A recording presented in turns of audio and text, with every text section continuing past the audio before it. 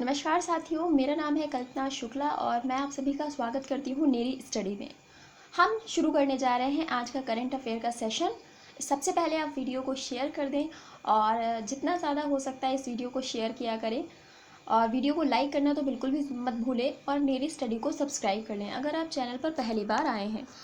तो current affair का ये हमारा सेशन है। आप किसी भी एग्ज़ाम्स के लिए इस करंट अफेयर को पढ़ सकते हैं क्योंकि बहुत ही इंपॉर्टेंट क्वेश्चंस होते हैं जिन्हें मैं ऐड करती हूँ। सो स्टार्ट करते हैं हमारा 18 मई से रिलेटेड आज का करंट अफेयर का सेशन।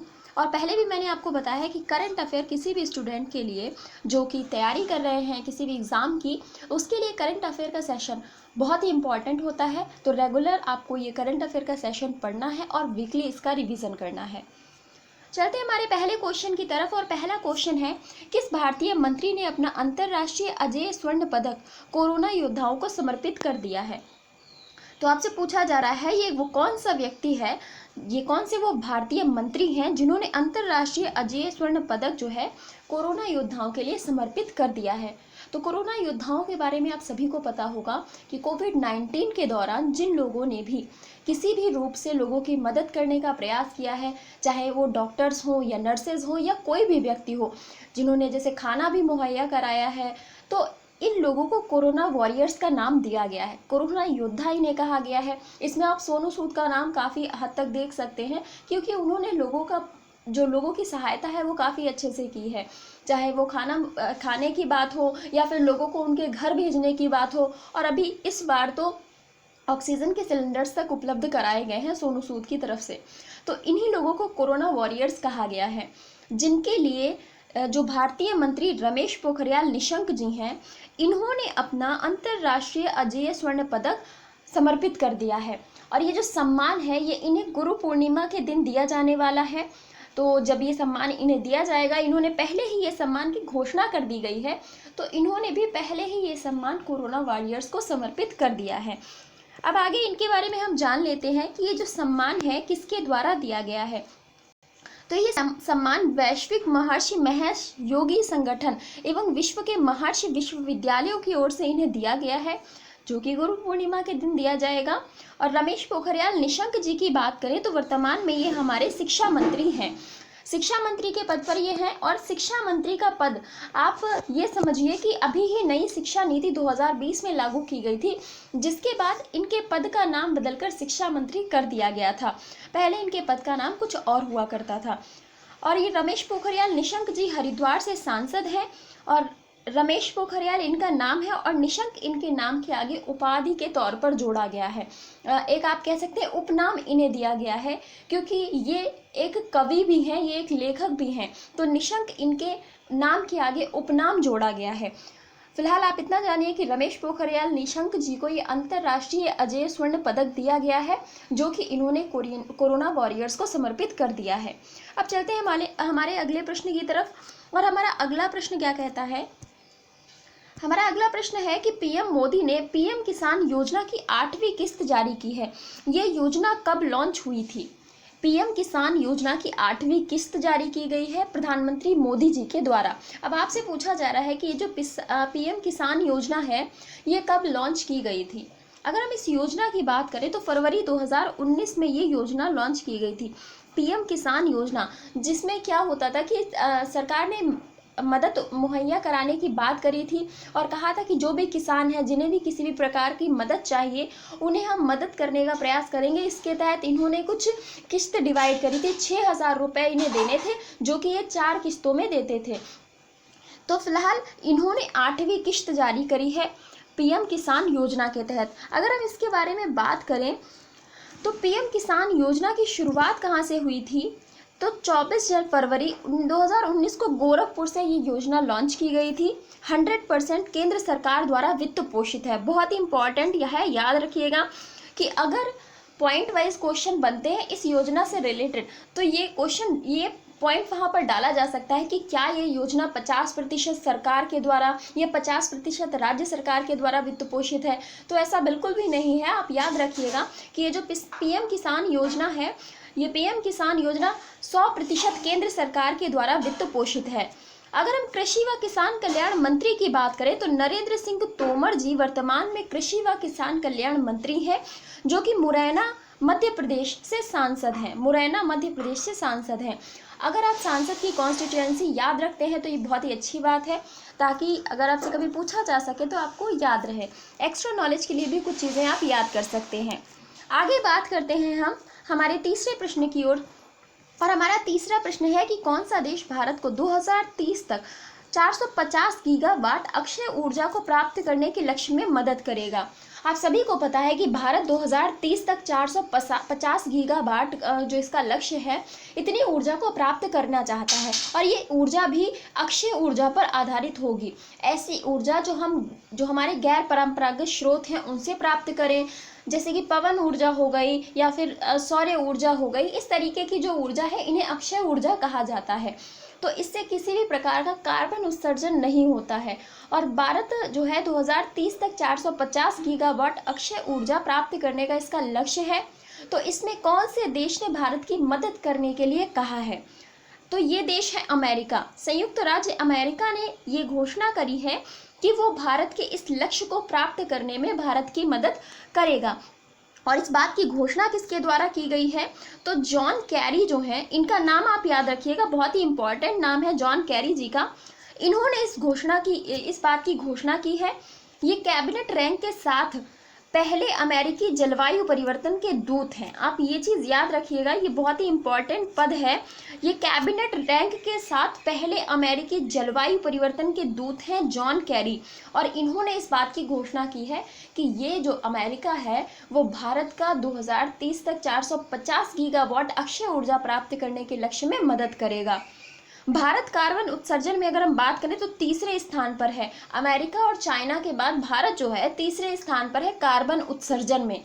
तो भारत को धीरे धीरे इस कार्बन उत्सर्जन को कम करना होगा, और कम करके उसे एक लेवल पर लाना होगा, ताकि जो ग्लोबल वार्मिंग बढ़ रही है उसे कम किया जा सके।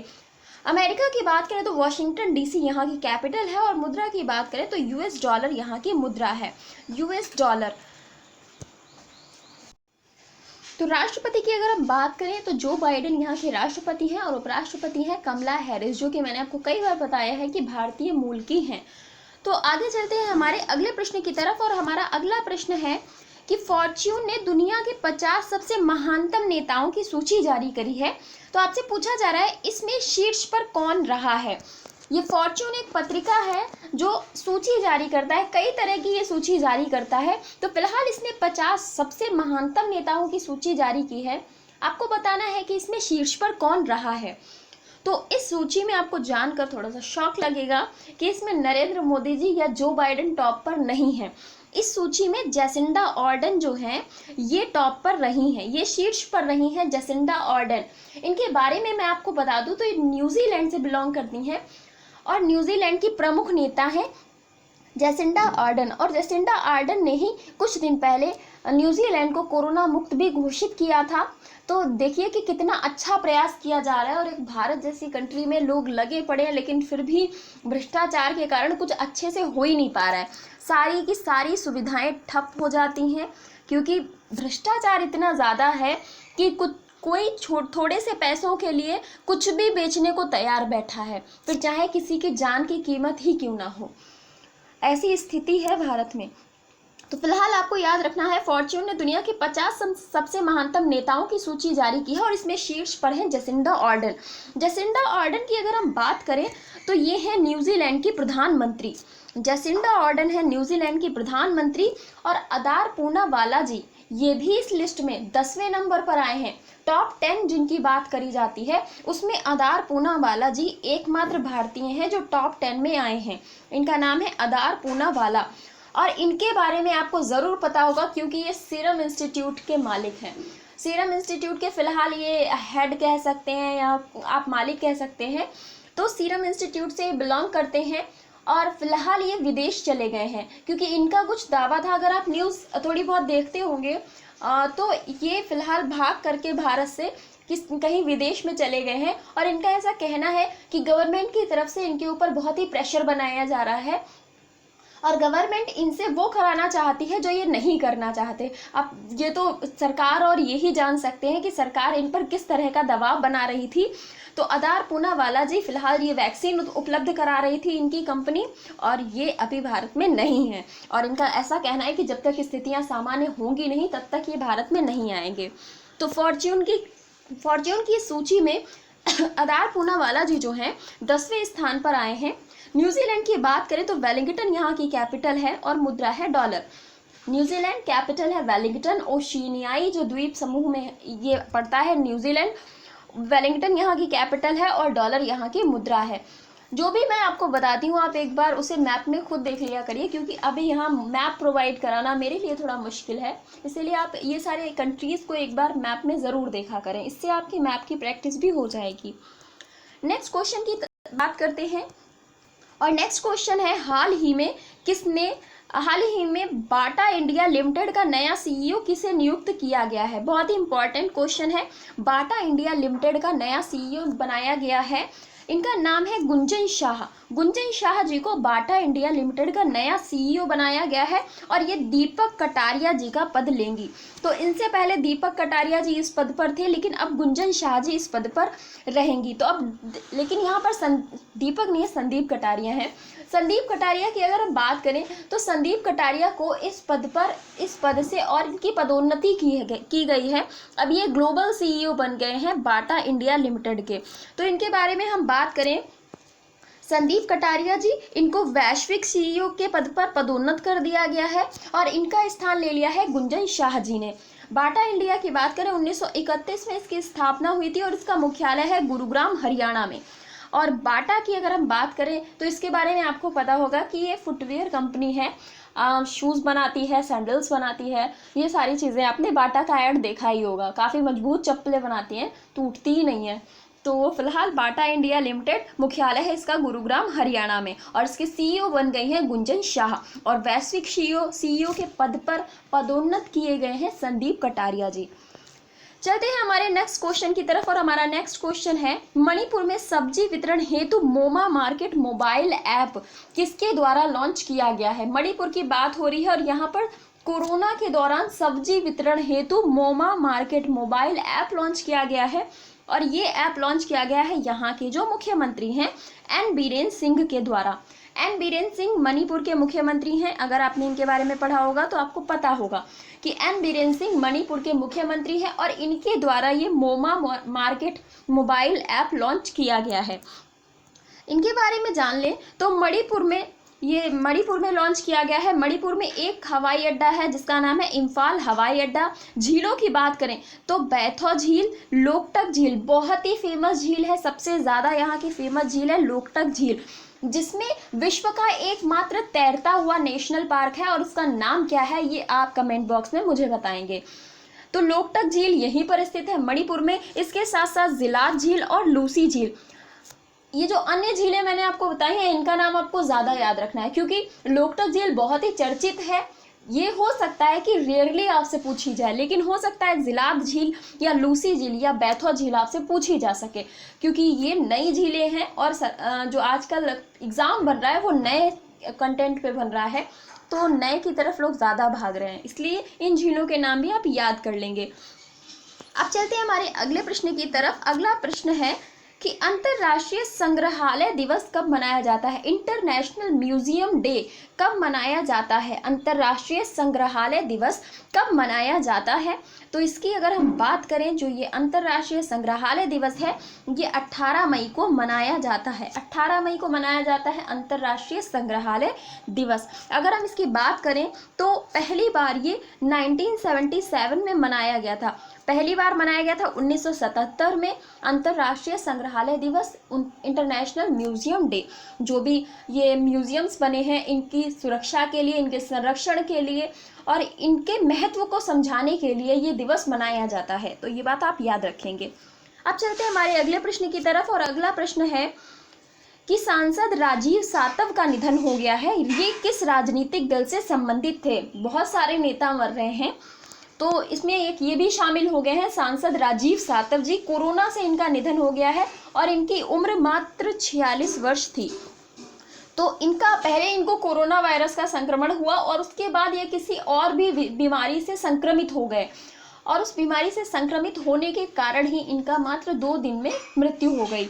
तो राजीव सातव जी ये कांग्रेस पार्टी के नेता थे। इनके निधन पर प्रधानमंत्री मोदी जी ने भी शोक जताया है और उन्होंने कहा है कि इस तरह से अगर अच्छे नेता भारत से चले जाएंगे तो फिर भारत में जो राजनीति की स्थिति है वो और ज़्यादा खराब हो जाएगी, क्योंकि ये एक बहुत अच्छे नेता माने जाते थे।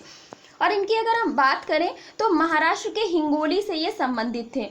इनका जो क्षेत्र था ये महाराष्ट्र के हिंगोली से संबंधित थे। राजीव सातव जी कांग्रेस पार्टी के नेता थे और इनका 46 वर्ष की आयु में निधन हो गया है। नेक्स्ट क्वेश्चन है, एशियाई फुटबॉल परिसंघ ने 2022 के विश्व कप क्वालिफिकेशन से किस देश के हटने की घोषणा की है। यहाँ पर हटना है, हटाना नहीं है, ठीक है। तो एशियाई फुटबॉल परिसंघ की बात हो रही है। तो यहाँ पर 2022 का जो विश्व कप होने जा रहा है उसके लिए क्वालिफिकेशंस चल रहे थे। तो उस क्वालिफिकेशन से ये देश हट गया है और इस देश का नाम है उत्तर कोरिया। कारण तो स्पष्ट नहीं किया गया है, लेकिन उत्तर कोरिया फिलहाल इससे बाहर हो गया है। तो आगे हमें ये देखने को मिलेगा कि उत्तर कोरिया नहीं खेलेगा 2022 का ये जो वर्ल्ड कप होने वाला है फुटबॉल का। और ये वर्ल्ड कप कहाँ होने वाला है तो इस पर भी चर्चा कर लेते हैं। तो ये जो विश्व कप का आयोजन होने वाला है 2022 में कतर में होने वाला है। नवंबर और दिसंबर में ये फुटबॉल का विश्व कप होने वाला है। उत्तर कोरिया की बात करें तो प्योंगयांग यहाँ जो कैपिटल है यहाँ की, और अध्यक्ष की बात करें किम जोंग, इन्हें कौन नहीं जानता। अपने एक अलग ही अंदाज के लिए किम जोंग उन बहुत ही फेमस है और लगातार मतलब इनके जब भी इन्हें किसी भी मुद्दे पर बोलना होता है बेबाक बोलते हैं और किसी भी शायद देश से ये उत्तर कोरिया नहीं डरता है। तो उत्तर कोरिया का नेता है किम जोंग उन और प्योंगयांग यहाँ की कैपिटल है। आगे हम बात करते हैं नेक्स्ट क्वेश्चन की तरफ और नेक्स्ट क्वेश्चन है, नाबार्ड ने वित्त वर्ष 2021 में किस राज्य को RIDF से 1236 करोड़ रुपए प्रदान किए हैं। 1236 करोड़ रुपए। तो ये RIDF से इन्होंने नाबार्ड ने किस राज्य को ये पैसे दिए हैं तो इसके बारे में बात करें तो असम को ये धनराशि दी गई है अपने यहाँ विकासात्मक कार्यों के लिए।